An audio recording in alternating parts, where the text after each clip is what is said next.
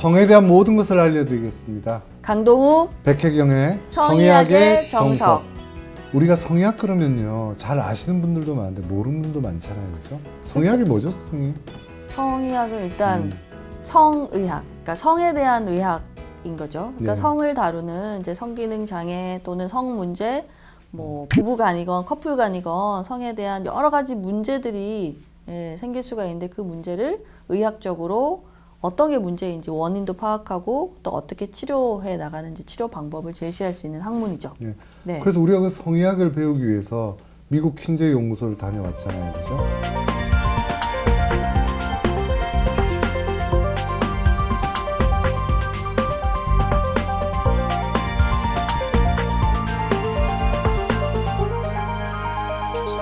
저희가 있었던 킨제이 연구소를 통해서 이제 킨제이 보고서가 뭐냐면요, 인간의 성을 처음으로 통계화를 시킨 거예요. 그래서 그 통계가 나오면서 규준이, 정의가 잡히고 평균이 잡히고, 그러면서 정상 비정상 구분하게 됐잖아요. 그렇죠? 네, 그렇죠. 킨제이 박사가 원래 동물학자였죠. 그 하버드 출신의 동물학자라서 동물 통계학자. 네, 동물 통계학자인데 킨제이 보고서가 나온 지가 그 거의 한 무려 60년? 60년이죠. 네, 1948년에 남성에 대한 보고서가 나오고 1952년에 여성에 대한 보고서가 나왔는데 53년. 네, 53년에 보고서가 나왔는데 성이 그 전까지만 해도 그냥 은밀하고 뭔가 중요한 거긴 한데 그냥 이렇게 학술적으로 얘기하기에는 뭔가 좀 부끄럽기도 하고 한 번도 다뤄진 적이 없었는데 그거를 학문으로 만든 킨제이 보고서 나온 이후에 이제 의사들이 이제 성을 다루기 시작했고요. 그래서 마스터 앤 존슨이 실제 남녀의 성을 생리적으로 이제 관찰합니다.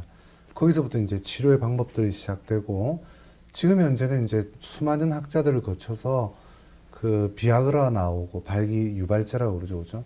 비아그라 나오고 또 다른 분야에서 어떤 성기능에 도움이 될 만한 그런 방법들이 없을까를 찾는 춘추전국 시대예요.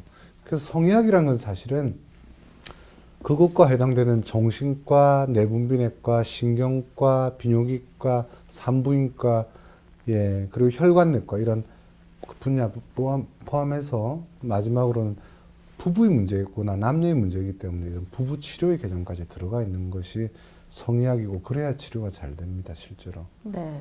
그래서 뭐 친밀 관계 한 부분으로서 성이 중요하고 또 성이 친밀 관계를 또 강화하는 그런 역할도 하고 그렇죠. 두 가지가 사실 사랑과 성 이게 물고 물리는 관계라는 거를 많은 분들이 좀 알았으면 좋겠고 그걸 저희가 얘기하면서 앞으로 보여주죠, 뭐. 오늘 주제는요. 일부는 알고 계시고 일부도 쓰고 있을 거예요. 일단은 제가 굉장히 싫어하는 겁니다. 여성의 윤활제에 대한 얘기를 좀 해보고 싶어요. 왜 윤활제를 싫어하세요? 일단은 그 지저분한 모텔에 많고요. 네. 저는 자판기 문화의 그 윤활제가 참 싫어요. 왜요? 자판기가 굉장히 또 편리하시고 이 윤활제 같은 경우는 그 백 선생님 우리 모텔 별로 안 가봤잖아요. 연애할 때 잠 몇 번 가봤지만 편리할 수도 있고 윤활제, 은밀하게 구입할 수 있으니까 사실 좀 자판기로 필요한 게 뭐 콘돔 내는 거 살 수는 있어요. 근데 그렇죠. 문제가 이 윤활제가 사실은 필요한가요? 아시잖아요.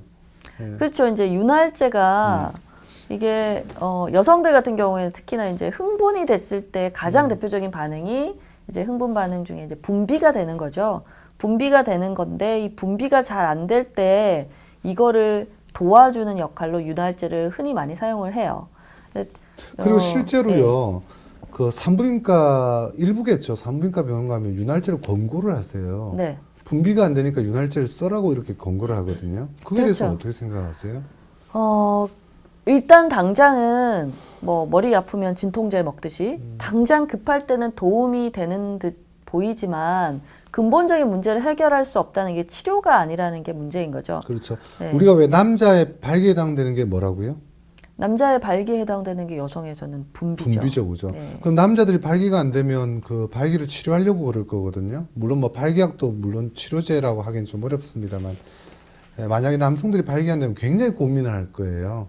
근데 여성이 분비가 안 되면 그냥 여성에게는 윤활제를 쓰는 식으로 끌고 간단 말이죠. 그렇죠. 이제 그게 뭐 예전에 뭐 그 야한 농담 같은 데 많이 나오는 이제 뭐 참기름도 이야기도 있고 뭐 올리브유 이야기도 있고 사실은 이제 좀 나이가 드신 그 여성들 또는 이제 뭐 그 출산 이후나 또는 그 전이라 하더라도 뭔가 성적으로 흥분 반응이 분비가 잘 되지 않는 경우에는 아, 왜 분비가 되지 않을까 이 문제를 근본적으로 해결하거나 이제 하기보다는 그냥 이거를 쓰면 되지, 윤활제를 쓰면 되지. 이게 사실 윤활제가 당장은 도움이 되는 것 같지만 오히려 문제를 해결하는 거를 방해하는 요소가 좀 그렇죠. 될 수가 있죠. 그런 물질을 쓸 경우에 윤활제가 기본적으로 자체에서 나와야 된 분비액이 아니라 밖에서 주입하는 거기 때문에 자체 분비 기능은 오히려 더 떨어질 수 있습니다. 윤활제 그 성분은 뭐예요? 성분.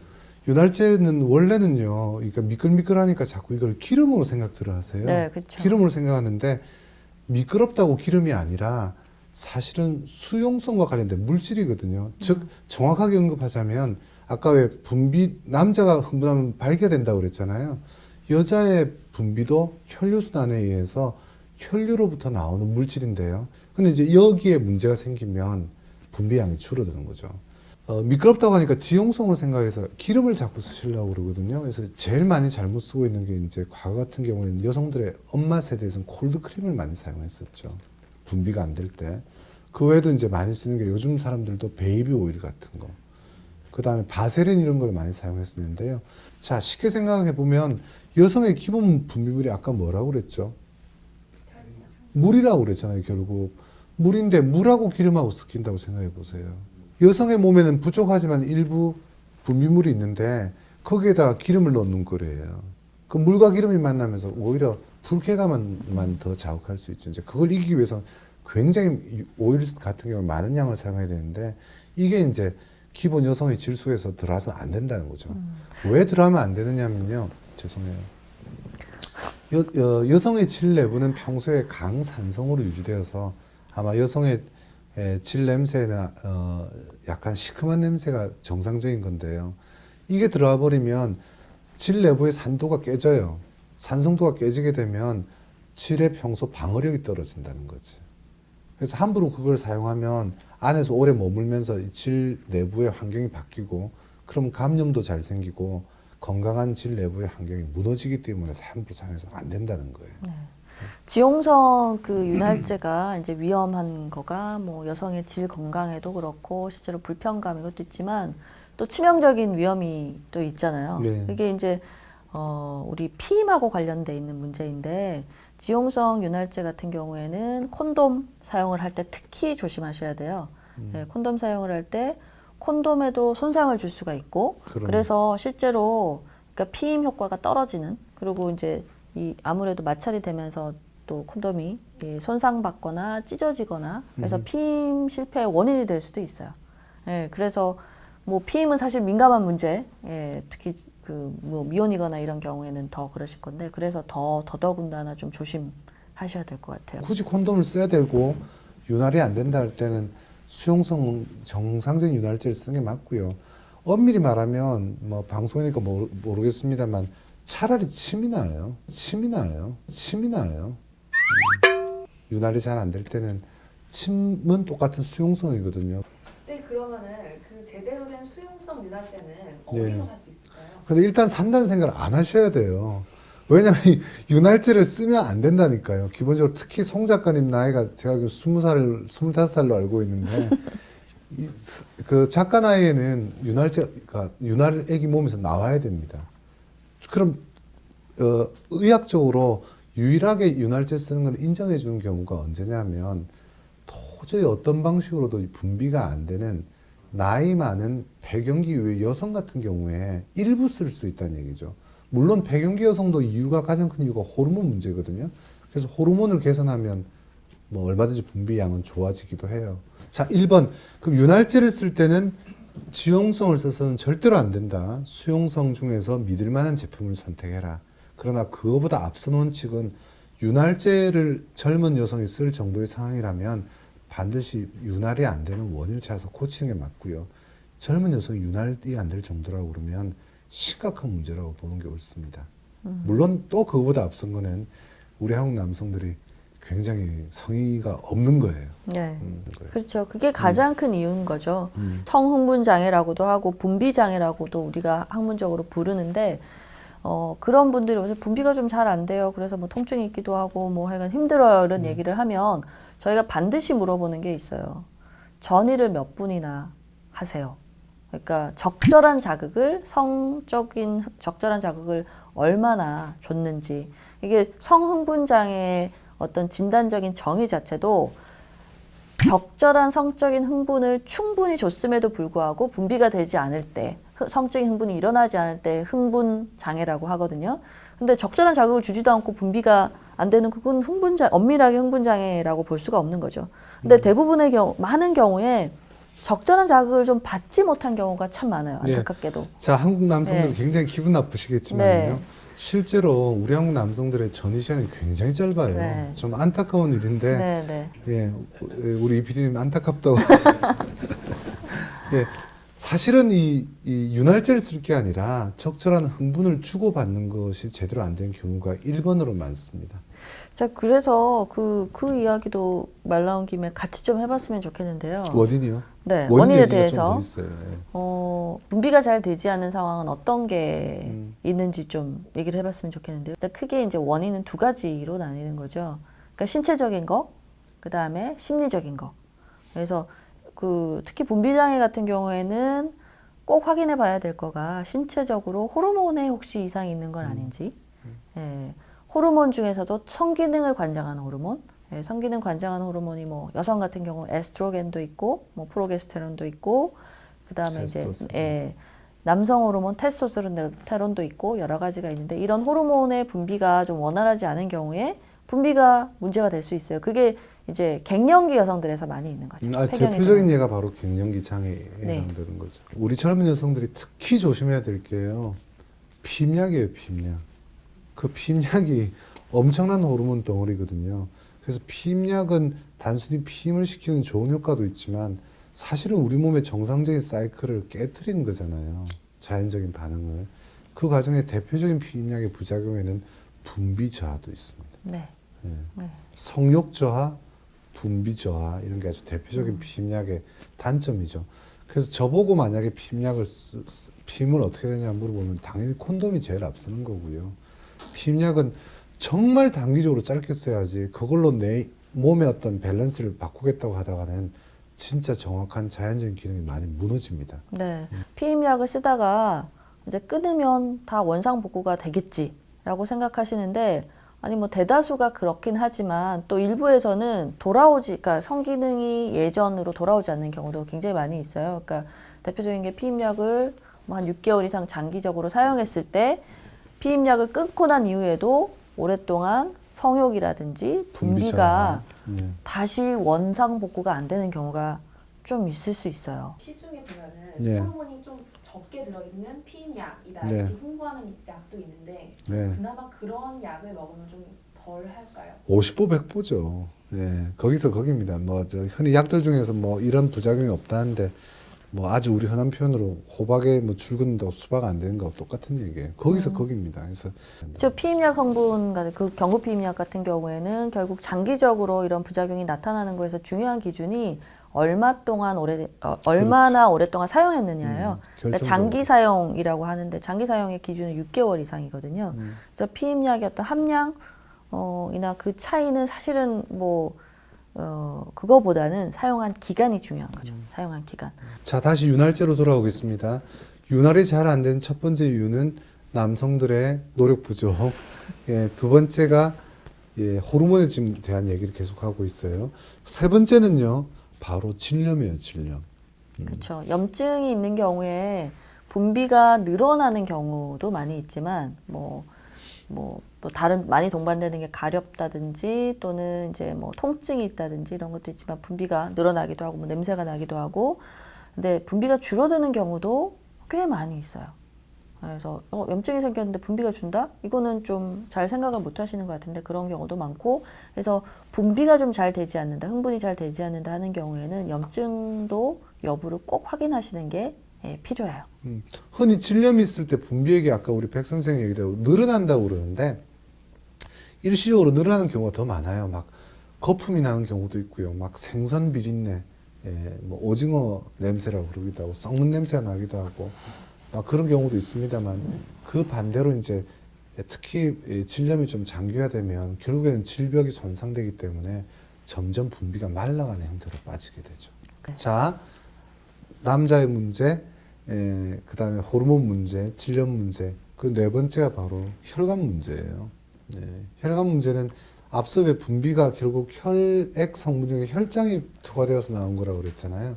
그러니까 혈류순환이 늘어나야 되는데 기본적으로 한국 여성들 중에는 많지는 않습니다만 담배 피는 여성, 담배 피는 여성이 당연히 혈관이 좋을 수가 없거든요. 좀 더 심하게는 많지는 않습니다만 그 당뇨, 고혈압, 고지혈증을 동반한 여성들이 요즘 중년 여성들에게는 많아요. 이런 여성이 있을 때 분비가 떨어질 수 있고요, 혈관적으로. 좀 쉽게는 비만한 여성이 그렇습니다.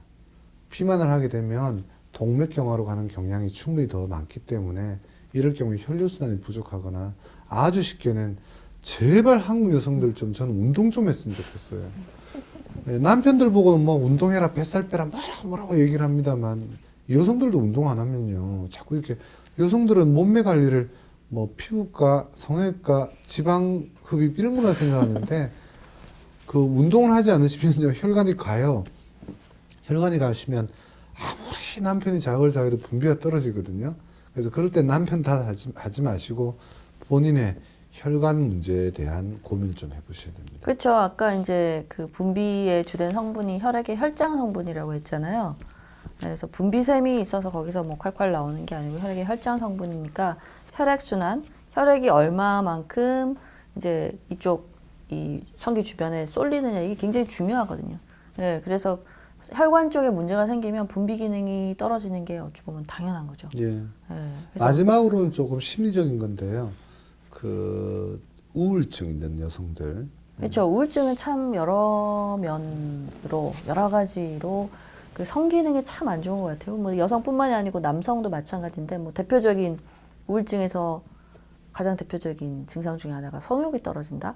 네, 근데 성욕이 떨어지는 것뿐만이 아니고 전반적인 성 반응 자체가 분비를 포함해서 굉장히 뭐 흥분, 뭐 심지어는 오르가즘, 극치감 느끼고 하는 것도 좀 떨어뜨리는 경향이 있어요. 그리고 우울증뿐만이 아니고 사실 여성의 분비를 포함한 성기능에 이제 안 좋은 영향을 안 좋은 영향을 주는 심리적인 문제 중 하나가 이제 지나친 긴장 또는 불안이죠. 우리 긴장하면 침이 마르잖아요. 마찬가지 긴장을 하면 우리 몸의 분비샘들이 잘 분비를 못해요. 네, 그래서 침이 마르듯이 여성의 어떤 성 반응 분비도 떨어뜨리게 네. 돼요. 남자도 너무 긴장하면 발기가 이렇게 죽어버리는 이유가 결국 혈관이 이렇게 쪼그라든다고 표현하거든요. 마찬가지 혈류순환이 줄죠. 그래서 발기도 풀리는 경우가 아마 남자들 극단의 긴장에서는 경험하듯이 여성들 같은 경우도 똑같습니다. 혈류량이 떨어지면서 분비가 떨어질 수 있죠. 호르몬으로 인한 그 윤활 그 분비액이 잘 안 나올 때 네. 간단하게 어떻게 치료하는지는 좀 말씀을 해주셔야 될 것 같아요. 비밀인데. 자, 아까 얘기한 대로 폐경기는 기본적으로 호르몬 생산이 끝났거든요. 그래서 호르몬 보충이 추가되는 거고요. 그 다음에 아직까지는 임신이 필요하고 아직까지는 자체 생산 기능이 남아 있겠다 싶을 때는 호르몬의 생산을 유도하는 방법을 최대한 이끌죠. 아까 여성들도 운동을 많이 해야 된다고 말씀하셨는데 저도 전적으로 동감해요. 그 뱃살 또는 비만 이런 것도 호르몬 분비에 굉장히 부정적인 영향이 많거든요. 그런 것들도 체중 관리. 예. 예. 너무 많이 가르쳐주면 안 되는데 음식으로는요 굴 굉장히 좋아요. 굴, 마늘. 그래서 굴이 여자한테 좋다는 말. 남자한테도 굉장히 좋죠. 예. 그렇죠. 그러니까 그러니까 기능에 지금 뭔가 문제가 있으면 근본 원인을 찾아서 그 원인들을 좀 교정을 해주면 이 근본 문제가 없어지는 거죠. 당장 호르몬을 쓴다. 사실 윤활제도 같은 이야기인데 어떤 근본적인 문제를 해결할 노력을 하지 않고 사실 값싸고 쉬운 방법으로 가는 건데 그게 이제 문제를 더 키워버릴 수가 있다는 거죠. 네. 윤활이 안 될 때 여성이 윤활제를 쓰는 것이 1번 항목이다? 아니죠. 예, 네, 이제 저희 그 이야기를 성의학의 정석 이야기를 들으셨으니까 이제는 윤활제가 어떤 문제를 해결하는 게 아니고 문제를 더 키울 수 있다는 걸 아시고 자연스러운 내추럴 윤활제를 예, 찾으셔야 몸에서 유도하는 여성의 몸에서 유도하는 방법을 찾으셔야 될 것 같습니다. 예. 윤활제를 굳이 써야 된다면 어떤 윤활제를 써야 된다? 자, 윤활제는 미끌거린다고 지용성 기름 성분이 아니고 수용성 예. 우리 몸의 혈장 성분이거든요. 그러니까 네. 유사한 수용성 네. 윤활제를 돈이 사용하죠. 아깝다고 집에 있는 거 함부로 쓰지 마시고요. 네. 예, 가능하면 인증받은 그런 그렇죠. 제품을 검증된 쓰는 게 좋습니다. 예. 자, 마지막으로 윤활이 잘 안 되는 원인은 어떤 게 있다고요? 윤활이 잘 안 되는 원인은 이제 신체적인 거, 심리적인 거 크게 나눌 수 있는데 그 중에 이제 신체적인 거는 호르몬, 혈관, 그 다음에 이제 염증, 예, 그다음에 심리적인 거는 뭐 우울감, 불안, 사실 스트레스 이런 것들이 심리적인 또 그 어떤 파트너하고 관계 이런 것들이 또 원인이 될 수 있죠. 예, 그런 지금 개념을 테스트 하시는 건가요? 그런 개념을 가지시고 자신의 윤활 문제에 대해서 또는 내 배우자의 윤활 문제에 대해서 생각해 본다면 아마 방향이 잘 잡힐 거예요. 그래도 문제가 해결 안 된다면 제대로 배운 성의학 전문가를 통해서 치료를 받으셔야죠. 그렇죠. 예. 네. 강동우 백혜경의 성의학의 정석. 저희는 가능한 정석만 다루고 싶습니다. 이 내용들이 한국의 진정한 성교육의 기회가 되길 바라면서 첫 시간 마치도록 하겠습니다. 행복한 부부생활, 행복한 잠자리 되시기 바랍니다. 네, 감사합니다. 감사합니다.